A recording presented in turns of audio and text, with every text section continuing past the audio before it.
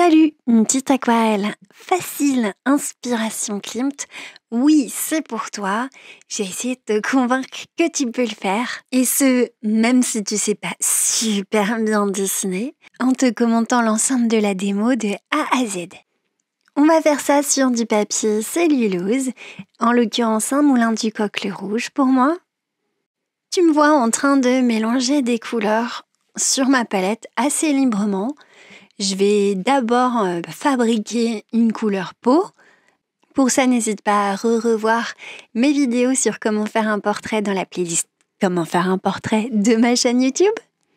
Mais en gros, ce qu'il faut que tu retiennes, c'est que j'ai mélangé un genre de rouge, un genre de jaune, que j'ai plus ou moins dilué et auquel j'ai rajouté du bleu pour le couper un petit peu et faire quelque chose de plus naturel.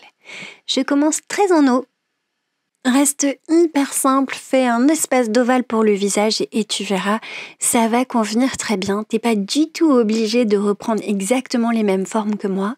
Il va falloir juste suggérer ensuite les éléments du visage et il n'y a aucune difficulté dans le fait d'étirer de la couleur comme ça si tu as bien commencé aussi très en eau. Du coup, à partir de cet ovale, je vais tirer le coup. Un coup de mon côté assez long, tu fais vraiment ce que tu veux, hein. C'est l'idée. Et avec l'eau claire, j'attire la couleur vers le bas, à laquelle j'ajoute où j'ai envie à peu près quelques petites gouttes de couleur. L'idée, c'est quand même de ne pas en rajouter trop d'eau une fois que tu as bien étiré la couleur. Tu peux faire quelques petits retraits dans l'humide si tu vois que c'est possible que tu n'es pas en flaque. Et même ça aidera à ce qu'il n'y ait pas d'auréole parce que ça va permettre de limiter la caisse en termes de flaque. Après, fais comme moi si tu as envie. Tu peux suggérer les pommettes et la lèvre qu'on va redessiner. Et si tu vois que ça a trop dépassé, tu peux rattraper un petit peu la couleur au pinceau sec. On veut suggérer des formes, on ne veut pas faire quelque chose de très réaliste, juste quelque chose d'un peu romantique. Donc, si ça bave, c'est un peu l'esprit, tu vois, c'est quelque chose qui a été fait de manière très fraîche, très enlevée, et il y aura des défauts. Je veux pas du tout faire quelque chose de sans défaut et il faut que tu te coaches toi-même dans ta tête pour ça aussi. C'est pas grave parce que c'est quasiment l'idée en fait, donner l'impression que ça a été fait quasi d'un seul trait. J'attends pas que ce soit sec pour poser ce magnifique rouge de Venise qui va constituer la robe du personnage.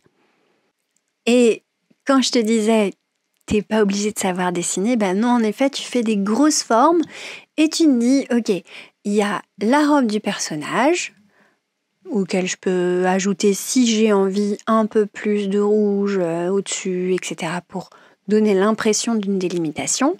Et il y a sa manche, comme c'est de l'aquarelle, je vais faire la manche a posteriori et je vais la faire venir rentrer dans le vêtement. Ouf, voilà. Donc, il faut être quand même un tout petit peu encore humide pour accorder diffusion. Et c'est pas grave encore une fois si c'est pas parfait. Tu peux en rester là pour cette couche de ce premier personnage.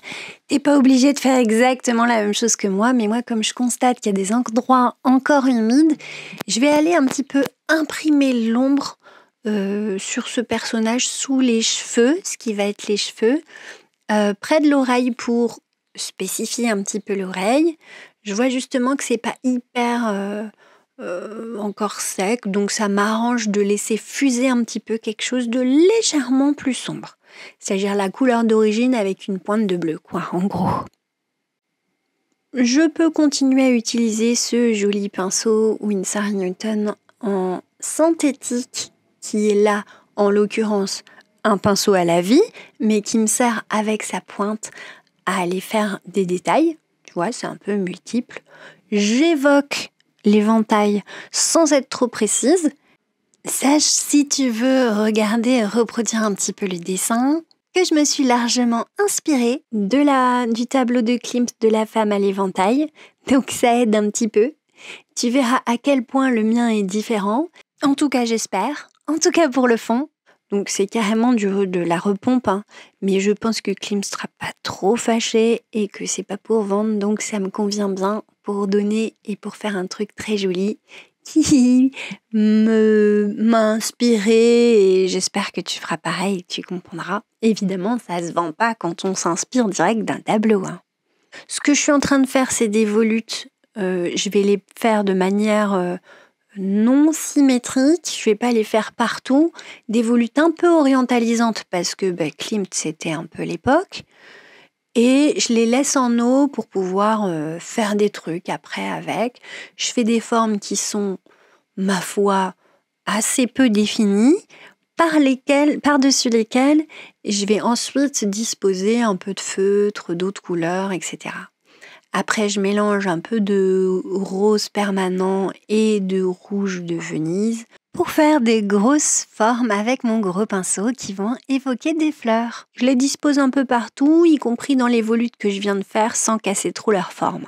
Ce qui est sympa, c'est que les volutes, comme elles étaient en eau, elles vont se fondre un petit peu dans ce qui est fait, sans méga fuser, mais tu n'obtiendras jamais la même chose que moi. Ce qui est important, c'est que tu t'en convainques et que tu essayes de faire quelque chose qui te convainc, toi, que c'est joli et que tu es contente ou content. Je fais varier les formes ainsi que les couleurs en prenant quand même toujours la même base et j'essaye de reproduire un motif. La seule distinction avec un motif un peu classique style papier peint, c'est que je vais pas être totalement symétrique grâce à ces volutes sur le côté et à quelques formes qui ont varié, celles en particulier qui se trouvent des deux côtés du cou. Pourquoi j'ai fait ça plus particulièrement vers le haut? C'est pour quand même réorienter un petit peu le regard sur le visage quand il sera fini. En effet, je vais déjà créer beaucoup d'intérêt pour le spectateur en faisant des formes sur sa robe, son kimono. Donc, je veux que l'intérêt il soit aussi très important en haut du côté du visage. Voilà, t'as compris, un peu plus de variété en haut. Je m'inspire largement de tout ce que je peux trouver sur Internet chez Klimt et j'essaye de reproduire son style d'assez loin, hein, il faut bien le dire, mais tu vois, les volutes et puis les motifs un peu géométriques comme ça, associés à des motifs de fleurs, ça me paraît pas mal. Le tout, c'est de savoir s'arrêter, donc de laisser assez de blanc pour laisser un peu respirer tout ça. Klimt était quand même souvent sur du doré en fond. Nous, on est sur de l'aquarelle, donc j'ai envie de garder cette transparence et de garder un maximum de blanc pour avoir la luminosité du tableau sans le dorer nécessairement. J'ai envie de faire sur cette robe quelque chose d'encore assez orientalisant, donc je vais jeter un petit peu sur toute la robe qui n'est pas la manche, un motif du genre rouge vénitien. Et puis sur la manche, pour encore mieux marquer le fait que ce soit la manche, je fais plutôt des traits, voilà, du bout de mon pinceau. Ici, je suis quand même de moins en moins en eau, hein. Je veux à la fois de la transparence, surtout sur la manche pour évoquer un motif, mais je laisse pas fuser des masses. Donc toi, tu vois, hein, tu peux faire fuser de tout de partout. Bon, la géométrie nécessite un petit peu qu'on soit moins en eau pour pouvoir contrôler un peu plus. Ce qui est important, c'est que sur la robe, ça peut être fait sur du sec. Ce qui est encore intéressant ici pour quelqu'un qui n'a pas envie de se prendre trop la tête sur le dessin, c'est que les cheveux, tu vois, ça peut être une grosse masse. Je vais même récupérer de la fleur que j'ai fait auparavant pour dire, ok, non, les cheveux, je les voulais un peu plus volumineux. Je vais poser ça, alors en faisant attention cette fois que ce soit encore un peu humide, donc avec un tout petit peu plus d'eau. Et on va revenir dessus avec des variations de orangé et de brun. Je peux faire le test avec le bout de mon pinceau, mais je me rends compte qu'il est un peu gros quand même pour faire les yeux, donc je vais faire une correction. Avec une éponge, paf, je retire ce que j'ai déposé. T'as vu, ça fonctionne.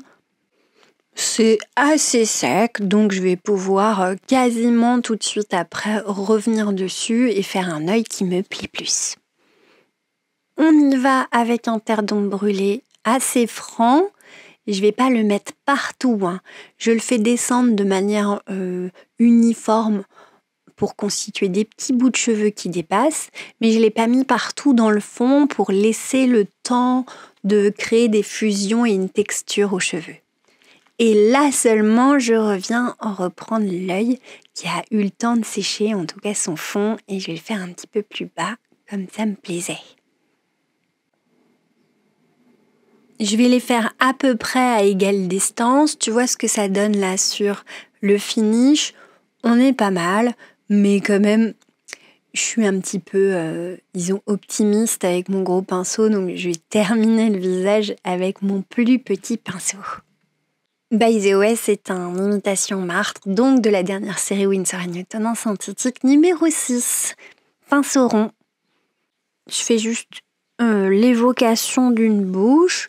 Elle sourit un petit peu moins que ce qu'il y a sur le tableau, mais ça me convient. L'idée, c'est de faire quelque chose de délicat. Je vais même faire sa paupière en bleuté et poser les yeux tranquillement avec des couleurs soit marron, soit un peu bleutées qui vont se fuser gentiment. J'en profite que j'ai ça pour marquer les ombres dessous le nez, par exemple. Mais tu vois que sans dessiner, tu peux t'en sortir avec quelques petits coups de pinceau vraiment très délicats, mais pas trop définis, quoi. 2 yeux en amande, tu devrais t'en sortir. Enfin, je pense. Maintenant que les cheveux sont bien imprégnés, je remets un petit peu plus foncé dedans pour faire des variations et aussi un peu plus orangé. Évidemment, toi, si ça a séché, tu vas pas pouvoir faire exactement pareil. Donc, fais bien attention à quand même mettre suffisamment d'eau. Pas trop. Si tu es très en eau, tu utilises un petit sopalin ou une éponge pour pouvoir l'essuyer avant. Je regarde ce que ça donne, ça me plaît. Je marque un tout petit peu les bords de la lèvre, mais globalement, on est pas mal. Histoire de retoucher encore un petit peu les yeux, j'évoque une pupille dans un noir très sombre et ça me plaît, ces noirs très sombres, donc j'ai encore ourlé les yeux par-dessus. Tu vois que c'est cette superposition qui va donner, même si c'est un dessin très très très très simple, de la richesse dans la perception que tu as de ces yeux, de ce visage. Et si on regarde le truc de loin, on se dit, ok, il y a que les cheveux qui sont vraiment contrastants. Je vais donc rajouter quelque chose d'un peu plus contrastant plus bas dans l'éventail et par la suite dans les motifs, bien sûr, mais je voudrais équilibrer et c'est pour ça que j'ai foncé l'éventail. À partir de maintenant, je vais faire quelques retouches à la couleur pour ajouter encore un petit peu de variété à ce motif. En restant sur des couleurs très transparentes, on est toujours à l'aquarelle, mais en mettant de plus en plus de couleurs vives. Il faut que tu saches t'arrêter à temps, bien sûr, pour laisser du blanc. Il faut que tu essayes de reproduire, si tu n'as pas trop d'inspiration, ce que j'ai fait, dans le style en général, volute, etc.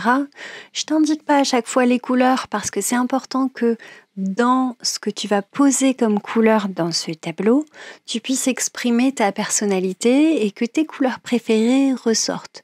Si j'avais juste un petit conseil à te donner, c'est d'essayer de pas nécessairement prendre les couleurs sorties du tube, d'essayer quand même de les mélanger, de les mixer entre elles. Quand je disais sur la même base, c'est reprendre un petit peu de ce rose que tu auras créé pour la peau et l'ajouter au bleu, par exemple. L'évocation de couleurs un petit peu similaires, ça peut être très sympa, mais ne passe pas non plus trop de temps à réfléchir. Hyper important. Il faut que tu fasses comme moi, sans stresser, faire des petits ajouts une fois que tu auras fait ta base un peu partout L'essentiel du truc du motif, c'est de se dire, ok, on va faire quelque chose qui ressemble un petit peu partout. À chaque fois que j'ai un motif quelque part, je vais aller le répéter. Mais très globalement, si tu passes trop de temps dessus, que tu veux être trop précautionneux, précautionneuse, tu vas moins t'amuser. Là, il faut que tu sois en méditation, en acceptation que ce que tu fais va pas être ni parfait, ni symétrique, ni trop fin. Si t'arrivais à te lâcher, ce serait vraiment le top du top. Donc les zigouigouis à la peinture, c'est quasi fini. Je rajoute 2-3 pointes de jaune un peu partout parce que je me dis ça va évoquer le côté doré de Klimt encore plus. Mais c'est à peu près tout, tu vois. On va passer ensuite au feutre. Tu vas avoir besoin de sécher bien les dernières couches que tu as mis pour que ton feutre ne bave pas. J'ai commencé avec un feutre doré justement, si tu as la chance d'en avoir, c'est super sympa. Tu peux faire ça à la peinture dorée aussi. Moi, ça me permettait d'être un peu plus fine dans mes motifs, notamment sur les cheveux, de faire des petits demi-cercles comme ça. Ça se voit pas super bien à la vidéo, d'autant que je force un peu la luminosité, donc tu le vois sur ma photo finish, on est quand même un peu plus foncé sur les volutes dans la réalité. Mais voilà, ça fait super joli quand tu bouges le portrait, enfin l'image, quoi. Ça fait quelque chose d'absolument adorable. Et j'ai en plus la chance d'en avoir de différents types de couleurs. C'est pas ce que tu vois à droite, c'est d'autres feutres, des feutres métalliques. J'ai pris un feutre doré. Le mieux, c'est un marqueur, parce que tu es sûr que ça bave pas trop et que ça va bien se terminer cette affaire. Donc un marqueur doré, c'est l'idéal. Et après, j'en ai pris un autre, un bleu. Et puis j'ai terminé avec un feutre un peu plus classique, du type de ce que tu vois à droite. Des stabilos très très très fins et qui me permettent de faire des évocations dans le fond que tu vois pas encore des masses, mais ça participe vraiment à la finesse et à ce côté, je peux pas me lasser de le regarder, je vois plein de détails différents à chaque fois. Bref, j'espère que ça va te donner envie de faire un truc un peu similaire. T'as vu que même si mes fusions sont pas parfaites, que je les fais en 30 minutes chrono, en fait, en réalité, ça rend quelque chose de très très cool. Et il y a un côté frais, il y a un côté imperfection qui n'est pas grave, un côté aussi fusion qui peut te permettre de te lâcher sans avoir peur. En tout cas, je t'y encourage vraiment. Voilà, je vais finir par les conventions classiques des réseaux sociaux si ça t'a plu. Mets-moi un like, n'hésite pas à commenter. Et on se revoit la semaine prochaine comme tous les samedis. Bisous les abonnés!